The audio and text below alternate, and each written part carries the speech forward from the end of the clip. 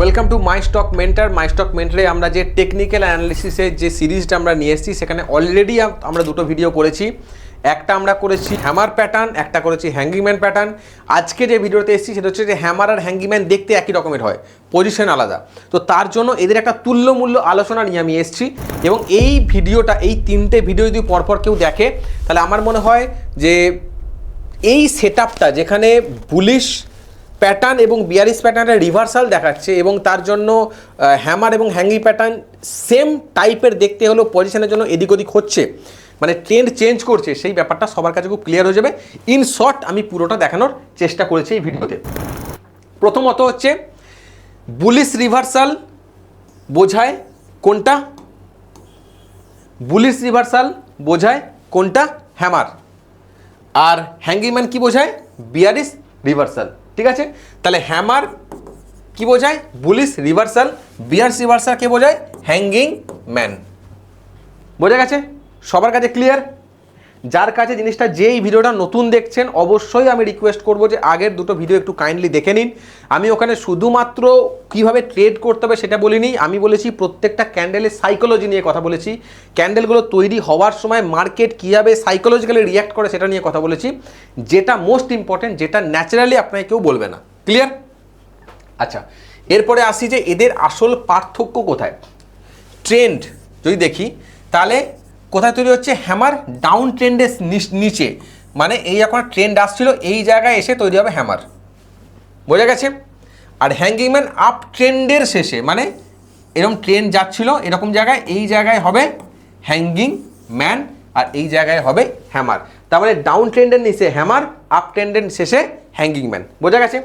Signal bullish রিভার্সালকে বোঝায় আর hanging man bearish ওয়ার্নিংকে বোঝায়। Warning আর reversal এটা কিন্তু কনফার্মেশন নয়। ওকে, লোকেশন সাপোর্ট লেভেল, অবশ্যই এটা সাপোর্ট লেভেল, কারণ এখানে মার্কেট এসছিল এখান থেকে উপরে দিকে গেছে। আর এটা definitely resistance level, resistance level. আচ্ছা, মিনিং কি? বায়ার কামব্যাক, সেলার প্রেসার শুরু। বায়ার কামব্যাক তার কারণ কি? কারণ এটা নিচের দিকে আসছিল, মানে দাম প্রতিদিন নিচের দিকে আসছিল, সেখানে এখানে কি বোঝাচ্ছে? এখানে দাম এতটা নিচের দিকে আসার পরও বায়াররা একে টেনে তুলে দিয়েছে, তার মানে বায়াররা ফিরে আসছে, যার জন্য এখানে লম্বা লেজ তৈরি করেছে।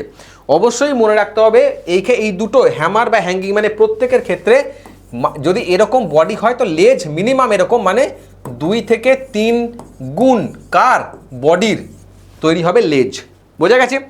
আর একটা কথা পরের স্লাইডে আমরা বলবো, শুধু ক্যান্ডেল দেখেই ট্রেড করা থেকে বিরত থাকুন, একদম মানে মাথায় লিখে নেওয়ার মতো কথা।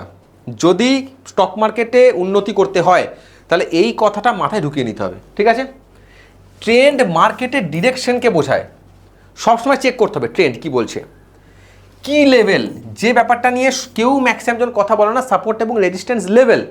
সাপোর্ট রেজিস্ট্যান্স লেভেল নিয়ে কেউ কথা বলে না, সবাই যে কোনো জায়গায় স্ট্র্যাটেজি খোঁজে। মার্কেটে যারা বড় বড় এক্সপার্ট মার্কেটে ট্রেড করেছে তাদের ম্যাক্সিমাম জনের চার্ট দেখবে নিট অ্যান্ড ক্লিন, 2 থেকে 3টি ইন্ডিকেটার লাগানো থাকে। আর যত অ্যামেচার ট্রেডার, যত ছোটোখাটো ট্রেডার, তাদের মার্কেটে ঘিজিবিজি অবস্থা, প্রচুর ইন্ডিকেটার, প্রচুর সেটআপ, মানে ভিজিঘিজি অবস্থা মার্কেটে, মানে কি বলবো, ক্যান্ডেল চার্টের। তো আমি সবার আগে আমাকে দেখতে হবে ট্রেন্ড কোন দিকে, আমায় দেখতে হবে সাপোর্ট কি লেভেল, রেজিস্ট্যান্স লেভেল কি আছে। কি লেভেল, রেজিস্ট্যান্স লেভেল আমি যখন দেখে নেব তখন আমি দেখব ওখানে কোন ধরনের প্যাটার্ন তৈরি হচ্ছে। ব্যাস। Volume very very important. Volume ছাড়া যদি কারো চার্ট লাগানো থাকে তাহলে বুঝতে হবে সে ট্রেডারই না। ভলিউম ছাড়া চার্টে ট্রেড করা যায় না। বোঝা গেছে? আর next candle, that is confirmation candle. আমি যে দুটোই বললাম, হ্যামার এবং হ্যাঙ্গিং ম্যান যে দুটোই বললাম না কেন, সেই দুটোতেই কিন্তু confirmation candle important. Confirmation candle ছাড়া আমরা ট্রেড নেব না। আমরা যখন হ্যামার দেখব সেখানে আমার ডেফিনেটলি একটা কনফার্মেশন ক্যান্ডেল কি থাকবে? গ্রিন ক্যান্ডেল তৈরি হতে হবে।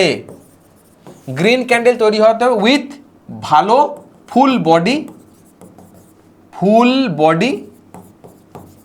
এবং গুড ভলিউম।